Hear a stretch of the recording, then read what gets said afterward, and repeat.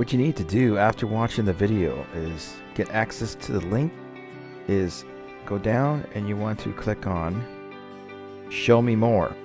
So click on Show Me More and it will open up, and in here you'll generally see the description of this video and a link you can click on. Like this is one link, and in the video that you're watching now you want to click on the link that's just right below, and that will take you to the source of the video, the product, whatever has been advertised in the video itself, to get access to it, and so you can get started right away. You also want to remember to subscribe to this channel, so you're going to go down and click on the subscribe button and then click on the bell notification, and that will give you you'll be notified once new videos are released and any trainings or anything like that, so it will keep you up to date to what GIT is doing.